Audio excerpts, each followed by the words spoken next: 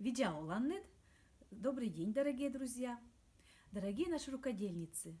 Огородные и дачные работы закончились. Скоро зима, и в выходные нам можно заняться другим рукоделием, например, вязанием. И не просто вязанием, а вязанием на 5 спицах и вязанием традиционным коми-орнаментом. Я вяжу уже с детства, а 7 класса научилась вязать коми-орнамент. Я научилась вязать вот по таким книжкам. Вот посмотрите, у Галины Николаевны Климовой книга «Текстильный орнамент коми», у этого же автора «Узорное вязание коми» и у Грибовой «Декоративно-прикладное искусство». То есть и эти книги есть в каждой библиотеке. Библиотеки сейчас уже работают. Знаю, что очень любят говорить о том, что вот каждый орнамент имеет какое-то значение. То рога оленя, то чум, то ягоды, то следы. Вот в этих книгах я этого не увидела. Здесь просто написано, что мастерицы, чтобы лучше запомнить, они называли рожки, грабли, следы, чтобы легче запомнить было, как вывязывается тот или иной узор. Вы видите, вот здесь вот выставлены мои работы. Они все уже ношенные, чему я очень рада, потому что которые у нас находятся в нашем сундуке в коми-центре, то они одеваются на какие-то мероприятия, когда нужны, как дополнение к костюму.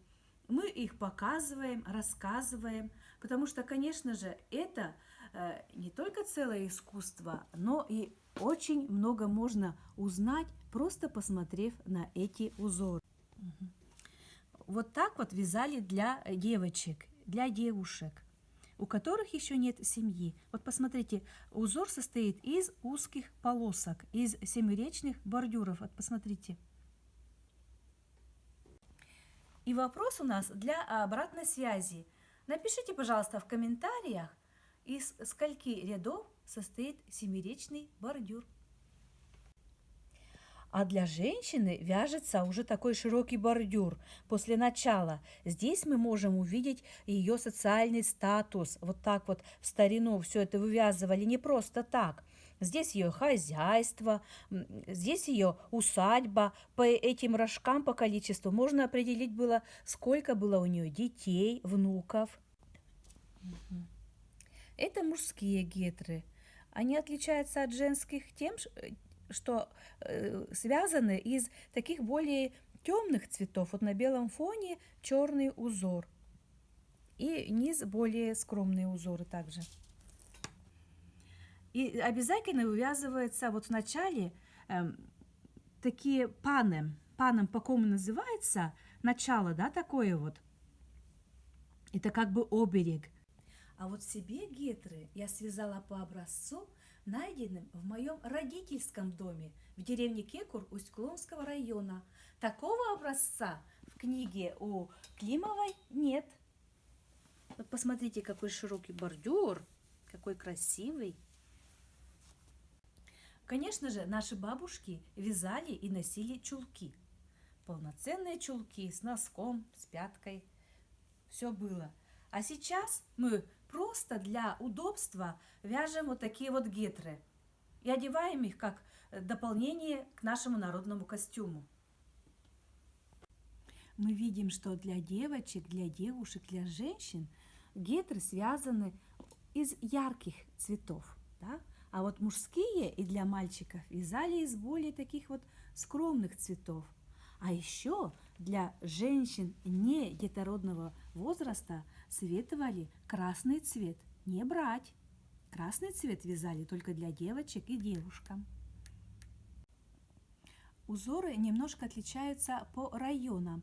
Например, здесь вот у меня варежки усть-цилимские. Есть еще и варежки такие ижемские. Они отличаются тем, что в Усть-Цильме брали 6 цветов, а в Ижме 4 цвета. Этот узор характерен для Ударского района.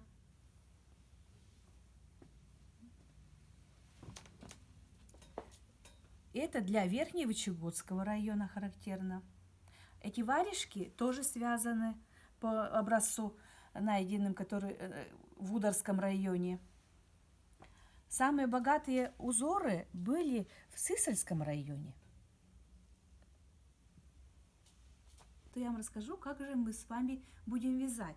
Вот посмотрите, я открыла эту книгу, нашла самый для меня тогда самый доступный и простой узор, и как раз и верхневычегодские коми такое вязали.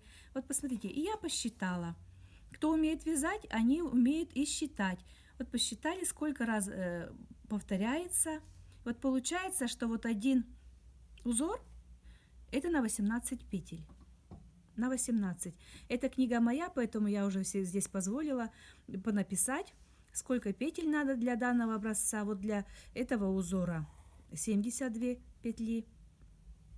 И здесь вот по 18. 72 тоже делится на 18. Вот так же схемы я рисую в клеточку. Вот мне понравился узор. Я сфотографировала варежки, потом я это все нарисовала на тетрадке в клеточку. Вот, например, вот такие варежки я нашла где-то, сфотографировала. И вот я центральную петлю нарисовала здесь, и оттуда и пошел у меня узор. Конечно, можно сейчас и в магазине купить, но поверьте мне, орнамент содержит в себе какое-то волшебство. Я когда начинала вязать, мне приятельницы сказали, говорят, в твоих чулках мои варикозные ноги не болеют, руки не болеют. И вот тогда я и занялась орнаментом. В них есть какая-то тайна и сила наших предков. Дорогие наши рукодельницы, кужещ ез. Если вас заинтересовала тема вязания с коми-орнаментом, то обращайтесь к нам в Центр коми-культуры имени Бориса Федотовича Шахова, лично ко мне, к Евдокии Шаховой. Спасибо за внимание. Аджиш летедж.